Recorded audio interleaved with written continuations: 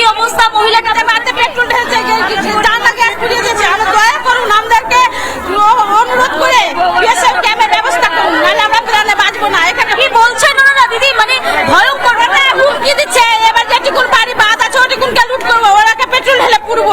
এই যে অবস্থা, বিএসএফ ক্যাম্প চাই।